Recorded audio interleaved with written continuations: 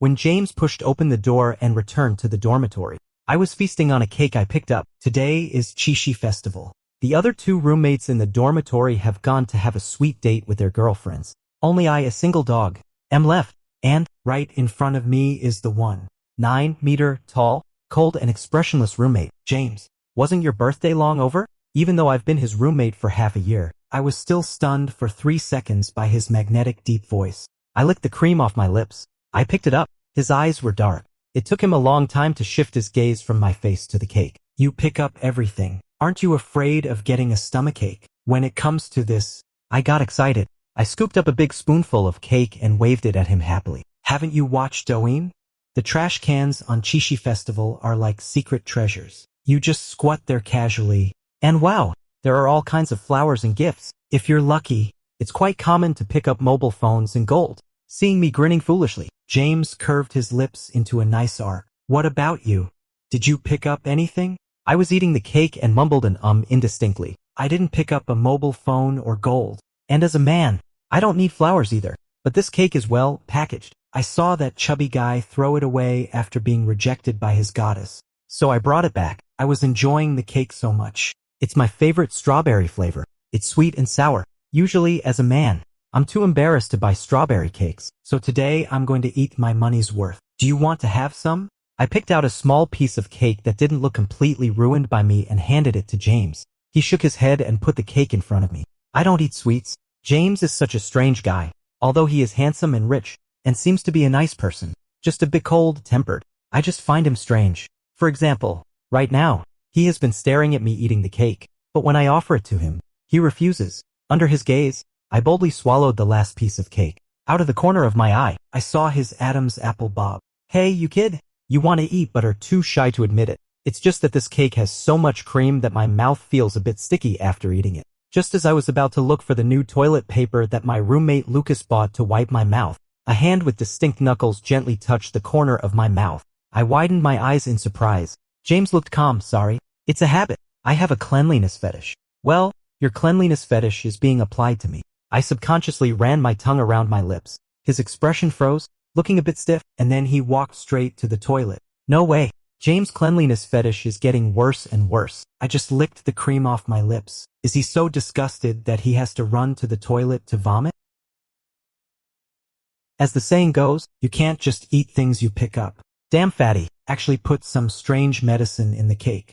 Otherwise, why would I be as excited as a monkey jumping around on a May mountain? As if I've had a whole night of stimulants. Starting from midnight, I was all hot and sweating profusely. After taking the 6th cold shower and soaking through the 3rd pair of underwear, sadly, I found that I not only had no pajamas left, but also no underwear. Although it's good to sleep naked in summer, I don't have this habit. I haven't been naked since I was old enough to understand things. I whispered softly, James, are you asleep? I waited for a few minutes. Good. There was no response. I tiptoed to James' wardrobe and started rummaging through it intently. It's not that I don't want to take from the other roommates. It's just that the underwear of the other two guys is more tattered than the old shirt my dad has worn for 20 years. Those underwear with so little fabric are full of holes. If you spread them out in the sun, it'll give you trypophobia. It's better to be naked than to wear theirs. But James is different. He has a cleanliness fetish and has a lot of underwear. The texture of his pajamas is also fragrant and smooth. I'm wearing the ones he gave me now, including the underwear. So borrowing one more pair shouldn't be a big deal, right? Just as I was thinking, suddenly there came a soft laugh from behind me.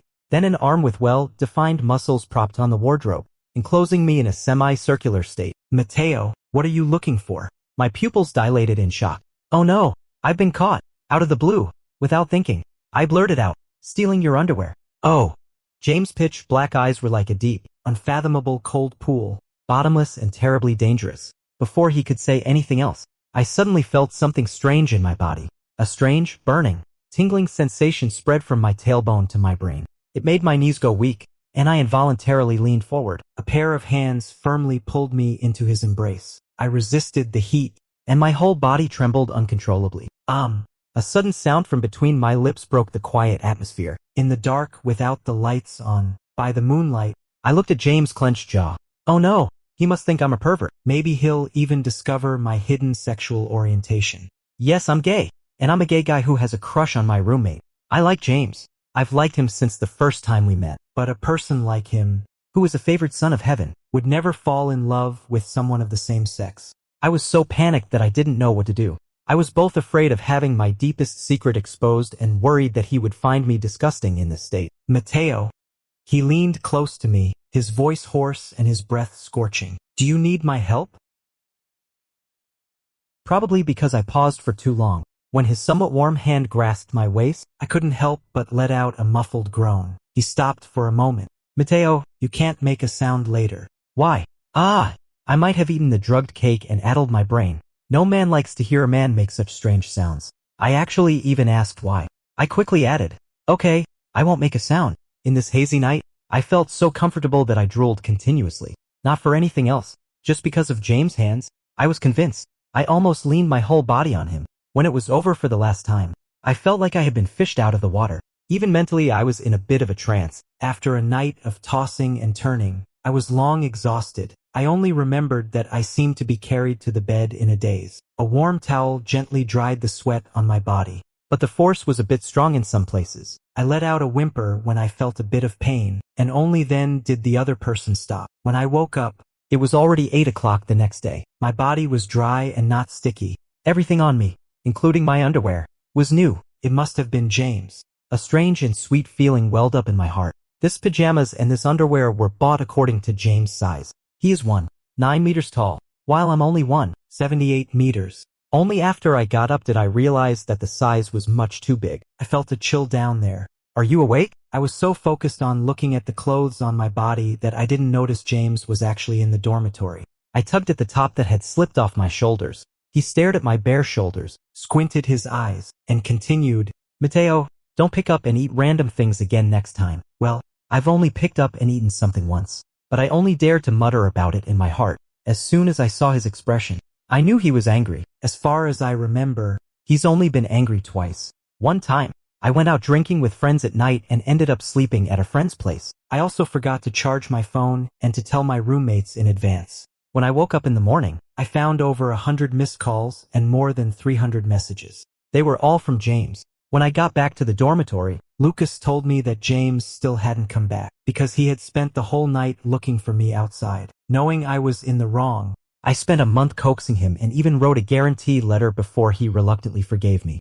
This time he's angry again because I picked up and ate some food of unknown origin. As a result, I was, all night, thinking about what happened last night. My ears burned. James, sitting across from me, pushed the breakfast on the table towards me, wearing a white shirt, khaki trousers, and gold-rimmed glasses. He looked gentle and noble. With the top button fastened, his long and slender fingers were picking up a steamed bun. It made my throat itch. It really hit my sweet spot. Not eating. Perhaps my gaze was too intense. He brought the steamed bun to my lips. Open your mouth. I blushed. I was in a dilemma, so I had no choice but to lean forward. I bit into the bun and chewed happily. The steamed bun was delicious, with thin skin and plenty of filling, but it was a bit greasy. Some oil accidentally got on my hand. Without thinking much, I grabbed his hand and licked it. I only realized what I was doing halfway through. What on earth had I done? I stiffly looked up. His expression remained the same as usual, showing no sign of discomfort. Sorry, I forgot it was your hand. It's okay, he interrupted me, smiling gently. I understand. I nervously let go of his hand. I'll go get you a tissue to wipe it off. I turned around and kept scolding myself for my actions just now. Mateo, have you lost your mind? How could you do such a stupid thing? I hope he didn't notice that I'm gay. Judging from his reaction just now, he seemed to believe what I said. I let out a long sigh and found a clean towel on the balcony. I'll apologize to him again when I wipe his hand. Thinking like this, I walked from the corner and happened to see James raise his hand. Just when I was wondering what he was going to do, he directly stuffed the finger I had just licked into his mouth and stuck out his tongue to lick it inch by inch. The action was so ambiguous that it seemed as if he wasn't licking his own finger but something else. It made me feel as if my whole body had been scorched by fire, hot and burning. This scene kept replaying in my mind like a forbidden movie, so much so that I began to involuntarily avoid James. For example, Mateo. In the morning, James spoke to me. I grabbed the book from the table, ignored him, and put my hand on Lucas's shoulder. Is it Oliver's class today? Lucas nodded and then played around with me merrily. Out of the corner of my eye, I caught a glimpse of James's silent back. He looked so pitiful. Another example. James sat in front of me with a plate of food. He picked up the drumstick from his plate and put it into my bowl. You like it? I wiped my mouth and gave him an apologetic smile. Sorry, I'm full. How about giving the drumstick to Lucas? After saying that, without waiting for the other person to reply, I got up and fled. Behind me came Lucas' grateful voice. Thank you, Theodore. James ignored Lucas, who was eating like a starved man beside him. He just seemed lost in thought. I don't know what he was thinking, but this situation didn't last long, because I couldn't stand it. During the 7 days of avoiding James, I had continuous dreams about all sorts of intimate things with him for 7 days. As a result, I now have PTSD whenever I see him. I'm not a pervert, but the dreams I had are quite perverted. I thought it might still be because the scene of James licking his fingers had too much impact on me. Well, not long after lying down today, I had another dream. Still those erotic dreams. For the sake of my subsequent physical and mental health, I must solve this root cause. I squatted beside Lucas' bed and whispered, Lucas, wake up. I want to ask you something. Lucas rubbed the sleep from his eyes and woke up from his dream. Mateo, are you going crazy staying up at night? You talk too much. I grabbed him and pulled him up, saying, I'll treat you to a free meal all day tomorrow. Only then did he get up willingly. The two of us tiptoed out of the door, then huddled together, and I began to ask him.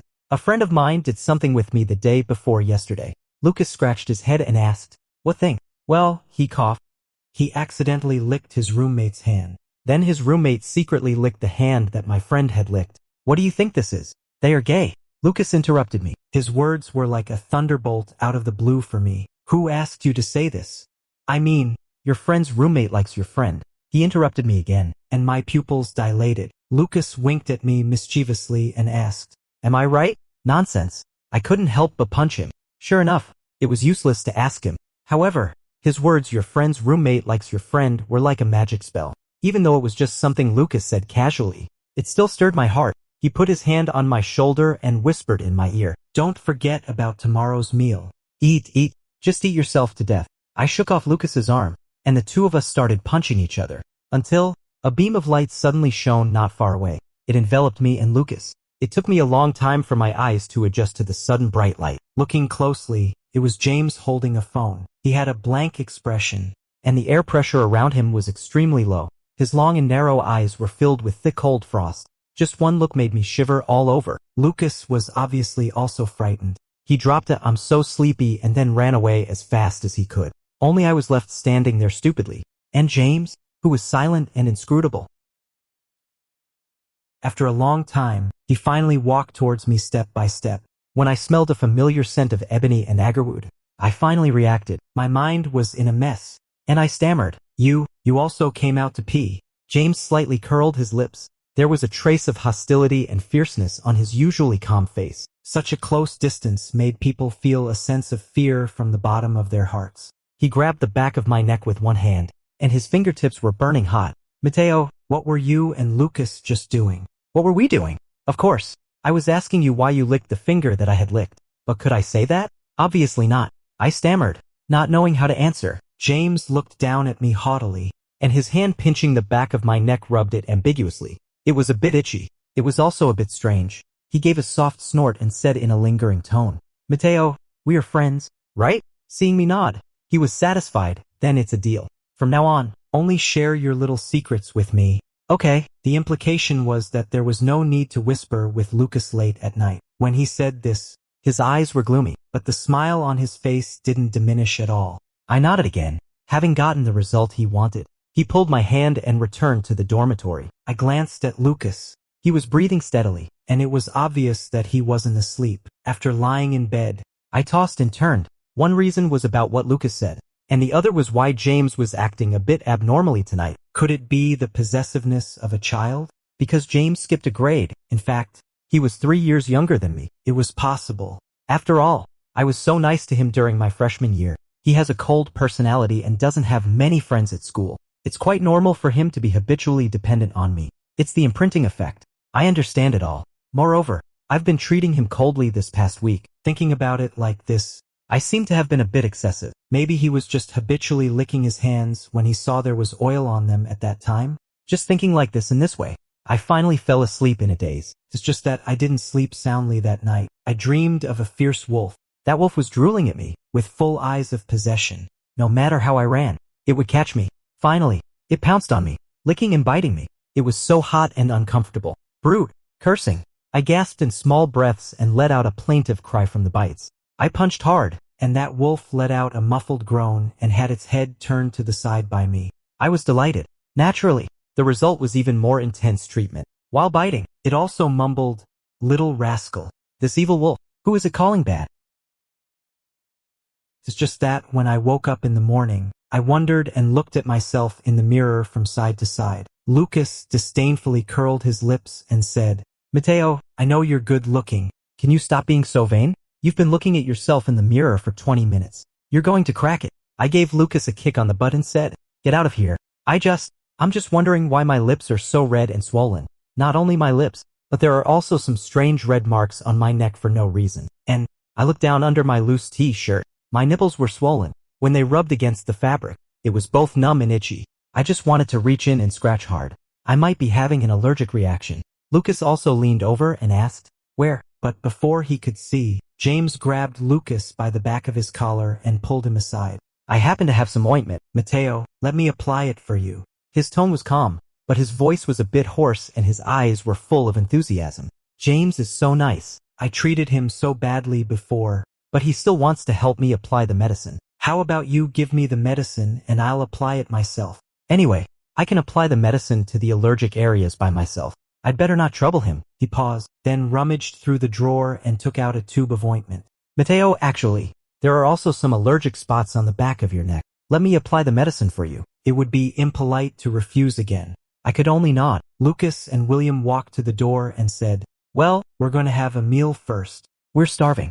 As the door closed with a sound, in the dormitory, only I and James looked at each other in dismay. Suddenly, I felt nervous, but before I could refuse, he pressed me onto the stool. Then he applied the ointment to my swollen and red lips with his fingertips and gently and slowly kneaded them. They say that a man at work is the most charming. In fact, a man applying medicine is also very alluring. He had a smooth figure, a pair of long and narrow phoenix eyes slightly upturned, and his whole face was like a work of art most carefully carved by God. Even if I see him every day, I can fall in love with him again and again at different times. Suddenly, I felt a bit thirsty and swallowed my saliva. Then, he lifted the hem of my clothes and said in a deep voice, "Mateo, bite down." Subconsciously, I listened to him and bit the hem of my clothes. The cold ointment was slowly rubbed on my chest. Realizing what was happening, I suddenly widened my eyes. I saw James lowering his eyes. I couldn't see his expression clearly. He was concentrating on applying the medicine to me. It would be too affectatious to say no at this moment.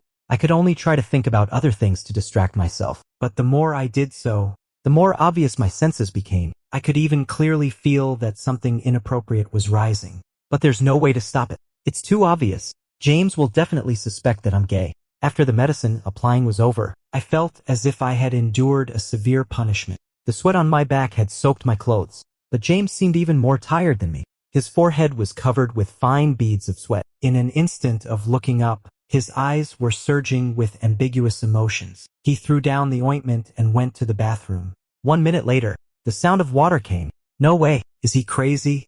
He's taking a shower early in the morning? Moreover, he took quite a long time in the shower. It wasn't until I urged that it was time for class that he opened the door. The corners of his eyes were red and his breathing was erratic. As a man, I immediately understood. Young people are in such good shape. So early in the morning. Unconsciously, my face also started to burn, especially the area where the ointment had just been applied. The touch seemed to still linger on my skin.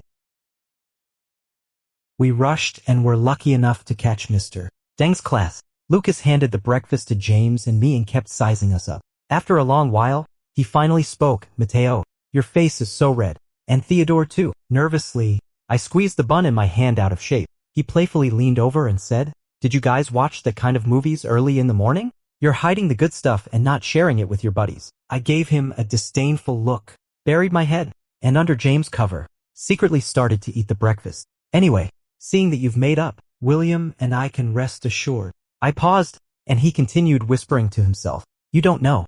Theodore has been like a walking refrigerator these days. In the summer, whenever I see him, I shiver from the cold.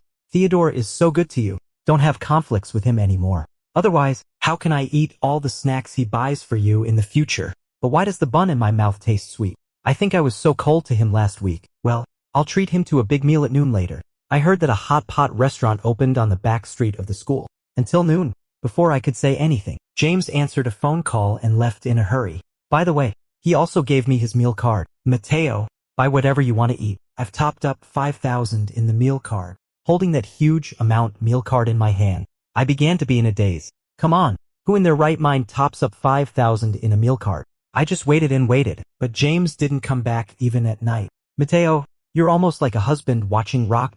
Lucas was sitting with his legs crossed, munching on the chips bought with James' meal card. I gave him a slap and said, "Get out of here. You're talking nonsense." He put his legs down with a smile and said, "To be honest, what's wrong with Theodore? He's tall, handsome, rich, and generous. He just didn't take a fancy to me. Otherwise, I'd be more than willing to offer my body." Annoyed by his affected manner, I snatched the chips from his hand. "Get out of my way." He grinned and opened another pack of snacks, then started swiping his phone. Suddenly, there was a strange scream. Hey, look at this post." "No thanks." I waved away Lucas's outstretched hand. "It's about Theodore."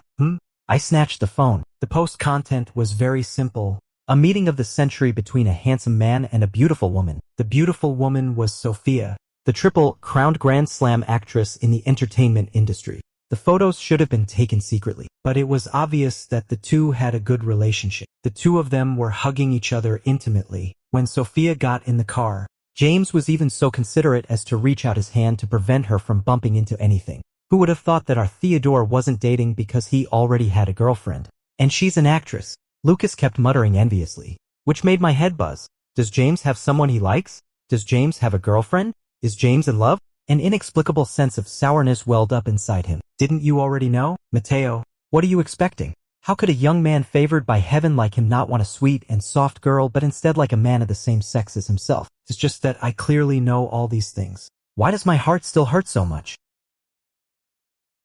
James disappeared for 3 days. I typed on my phone and then deleted what I wrote. I feel like I don't have any position to ask him, which would only add to his troubles and make myself sad. But it's stuck in my heart, and I have to get it off my chest. So I changed to talk to someone else. "Hey, don't you want your job?" I took the woman's bag with one hand, and she hugged me directly in a hurry. Then the corners of his mouth curled up. "Isn't it because you're heartbroken? Just a few hours ago," I typed furiously and ranted to my childhood friend. As a result, this guy directly took a short vacation and took a plane to accompany me. Ava, this woman, has an incredibly high level of initiative. However, it really warms my heart. But when I thought of James' matter, I replied a bit gloomily. What kind of relationship? It's just an unrequited love that ended without a result. I don't even have the courage to face up to this feeling and confess it to him. Most likely, I'll keep it buried in my heart for the rest of my life. A heavy slap came from behind. "What are you thinking about? Stop being so melancholic. Today, I'll show you the adult world. To be honest, I also want to numb myself once. But it doesn't mean I want to hire male escorts." "Ava, have you lost your mind?" I looked at the row of men of various types in front of me nervously and scratched my head awkwardly. "I don't know what kind of men you like. The ones I've chosen for you aren't bad looking either." She lit a cigarette, blew a puff of smoke in my face, and pointed with her hand. "Do you know the best way to forget someone? It's to start a new relationship." I was choked by the smoke and coughed a bit. "But that doesn't mean starting a physical relationship. Where's the feeling?" She turned her head and gave me a mischievous smile. "What can be bought with money naturally saves the most troublesome steps. Isn't it good to directly enjoy the fruits of labor?" "No, it's not good." I sized up those men. This one isn't as good looking as James. This one doesn't have as long legs as James. This one doesn't have James' charm. This one is even worse. He can't even compare to 1/10,000th of James. Seeing the look of disgust on my face, Ava stubbed out her cigarette. "How handsome can he be to have you so smitten?" I stared fixedly at her. "You have no idea about James' abs, pectorals, and good looks. Come on, look at you." She pointed at one of the men and told him to sit next to me.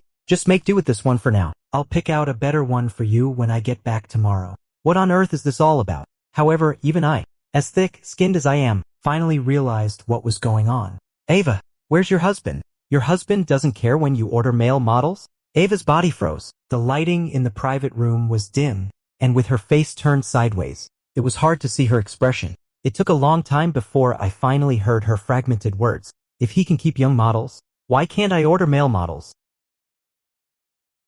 I caught my breath. I've known for a long time that Ava loves her husband very much. It's just that their marriage was forced by their grandparents' relationship. After marriage, That man treated her politely, but there was always something missing. For example, the most basic thing, love. Ava always said it didn't matter. She still had time. With daily interaction, she would eventually warm her husband's heart. When she said that, her expression was sincere, and she even convinced herself. Instead of getting her husband's love, she heard the news that her husband was keeping a young model. Men are just despicable. She gulped down a large glass of wine and quietly shed tears. He looks so decent and gentle, yet he actually keeps young models. She howled, then poured a glass of wine for me and another for herself. You know what?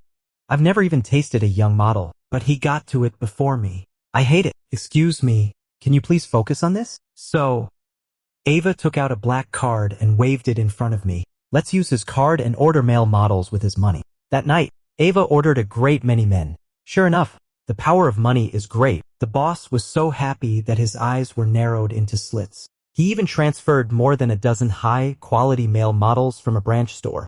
Hey, your male escort agency has chains. That's a bit too avant-garde. Ava had drunk quite a lot, holding a bottle of Romane Conti worth hundreds of thousands. She staggered to the front hall.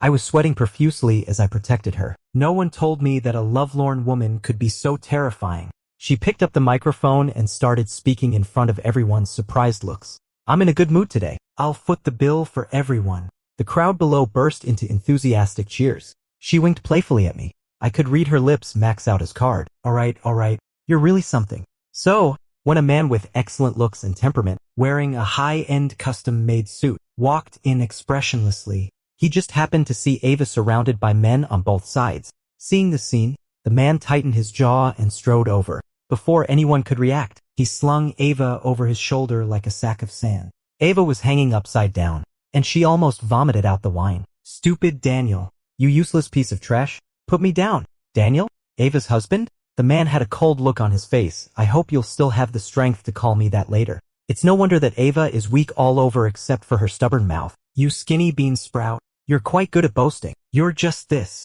She gave him a thumbs down behind his back. The man laughed, his voice hoarse. He said thank you to the person hidden in the darkness and then, right in front of everyone, he carried her out of the nightclub.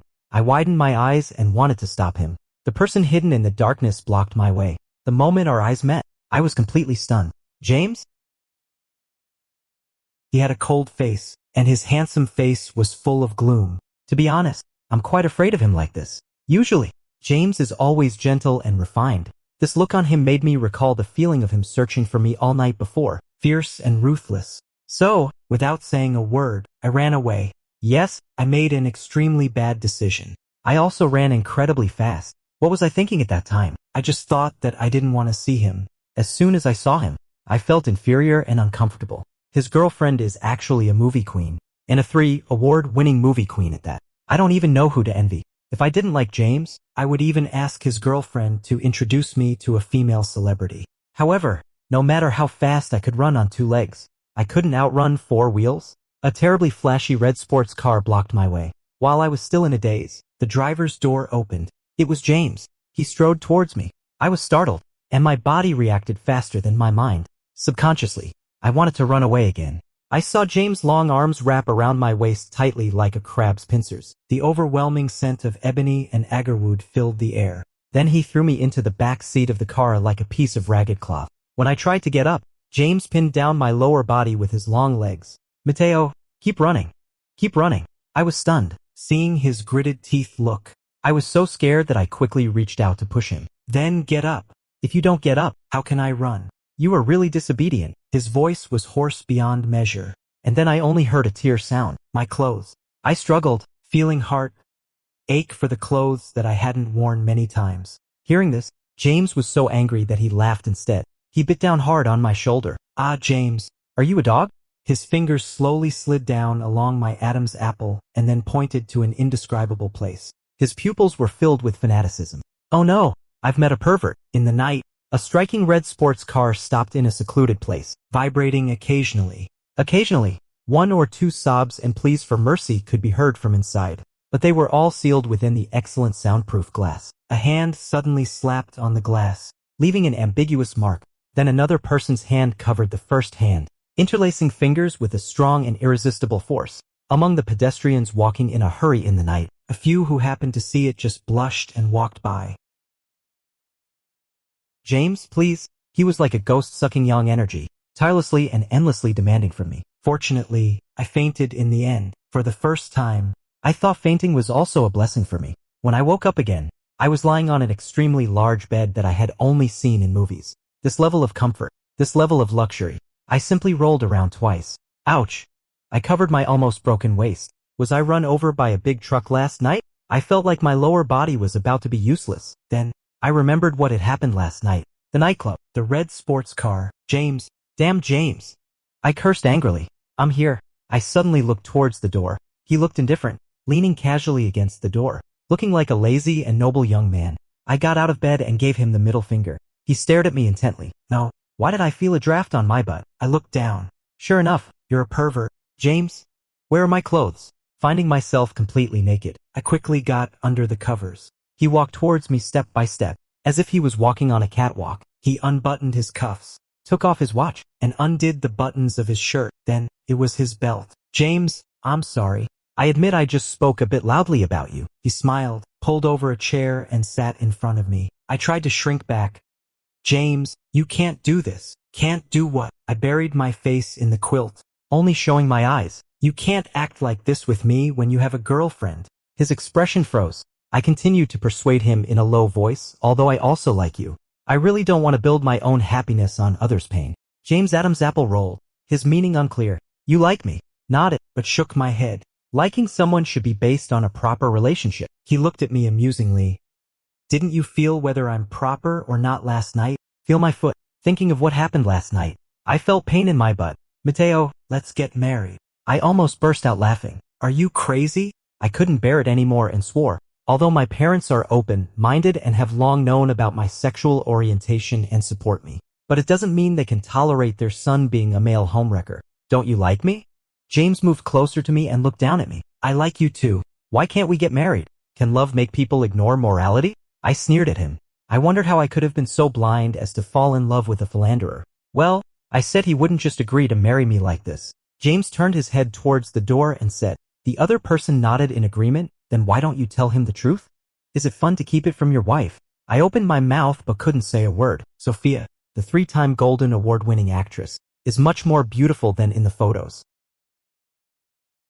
So, are you siblings? I had already dressed up and was sitting upright like a kindergarten kid across from them. Sophia, formerly known as Mia, is James' biological sister. They are 8 years apart in age and don't look very similar. If you have to name 1 or 2 similarities, it's probably that their eyes both carry a sense of oppression of a superior. That's why I didn't suspect much when I saw that post and assumed they were a couple. But now that I think about it, a well-matched temperament doesn't necessarily mean they are a couple. It could also be a family relationship. Speaking of this brother and sister, although they come from a wealthy family, their parents, who each have lovers, have never cared about them. The only role for Mia was to marry into another wealthy family as a well-bred lady after growing up to expand the family's influence. James, who was being groomed as the heir of the He family, has suffered hardships that ordinary people can't bear. So she, who didn't want her life to be controlled, chose to leave the He family. Her younger brother, who was 8 years younger than her, had to stay alone in the He family.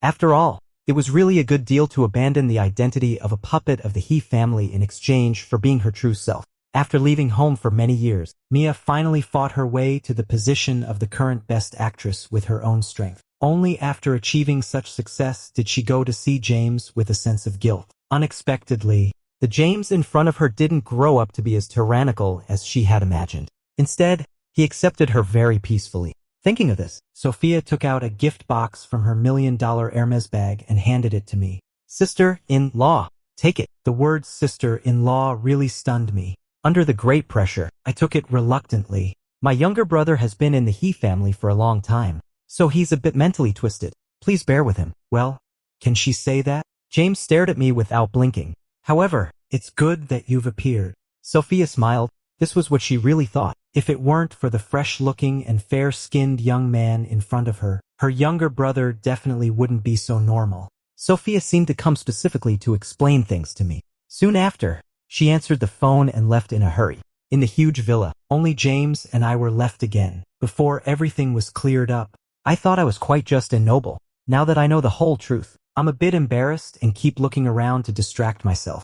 James stared at me with a glint in his eyes and moved his lips slightly. Mateo, will you marry me? He repeated it again. Ah, you. Why do you always mention marriage? We haven't even started dating yet. He said, oh, with a gentle tone. Then, will you date me? His beautiful face was full of love, making it hard to refuse. I was itching to do something. I pinched a piece of flesh on his cheek. Don't try to seduce me with your good looks. Let me tell you, I'm not falling for this. He held my hand. Mateo, you misunderstood me and my sister last night. I asked her to come and explain early this morning. If I hadn't found out you were at the nightclub last night, would you have also ordered male models? The once handsome and cool 190-centimeter tall guy has now become a poor little puppy. Nonsense. Do you think I'm a promiscuous man? But how do you know Ava's husband? Ava. He thought for a while. You mean Daniel? My company has a cooperation with his. He exchanged a piece of land for his wife's address. I didn't expect you to know his wife either. It turned out that the truth of the matter was so absurd. But what's even more absurd right now, James, you've actually had a crush on me. I looked at him, my mind going blank. Under the light, James looked innocent and blinked his eyes. No. No? Am I being narcissistic again? But you just said you like me? He nodded. It's an open crush. His words threw me off balance, even though we had been physically close before, and even though he just said he liked me.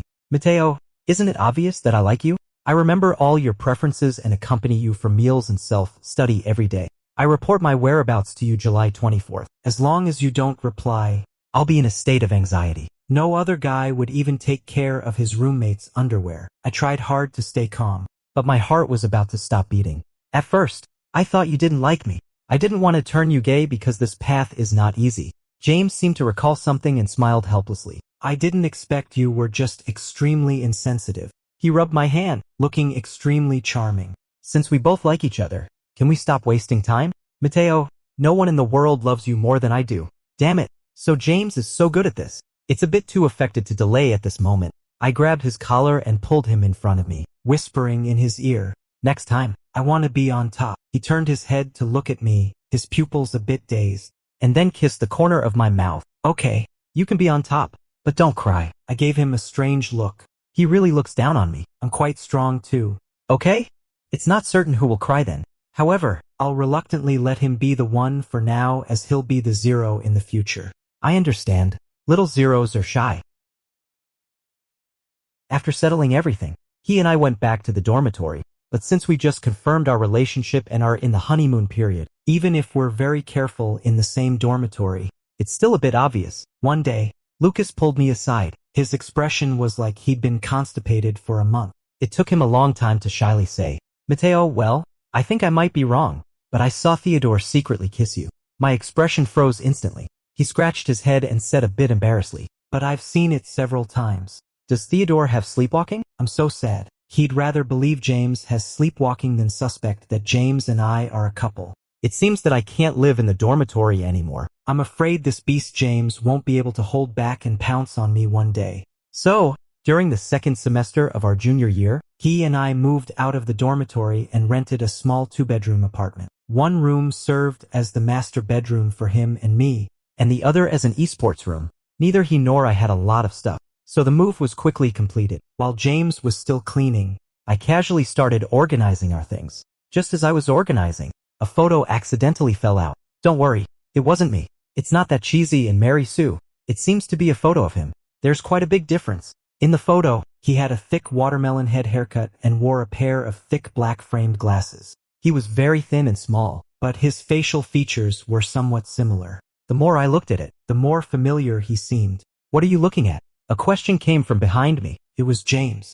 I turned around and waved the photo in my hand. James got anxious, snatched it from my hand, and a faint blush appeared on his face. Is this you in primary school? It was in high school. I was shocked, but you look so small in it. He lowered his eyes and showed a shy smile. Well, at that time, I also thought I could only grow this tall. I put my hand on his firm pectorals and said, Fortunately, my husband has developed well now. Otherwise, I'd really be embarrassed to make a move on a beanpole. He became even more shy and said something that really shocked me. We've met before. Then, as he gradually described it, the first time we met was completely restored. In his family, he was like a product of mechanized production, not to mention fatherly or motherly love.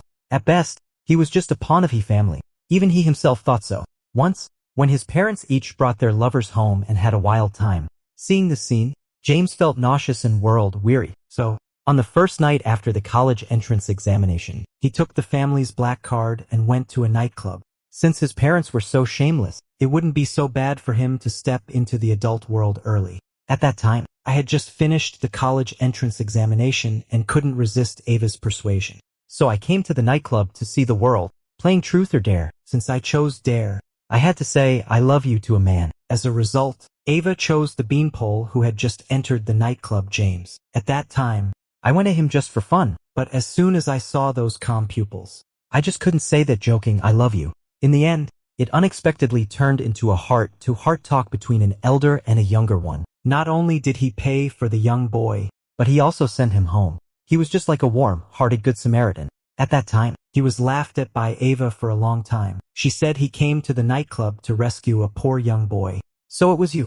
The young boy, unexpectedly, just after one summer vacation, he had completely changed. James curved his lips and smiled as he embraced me.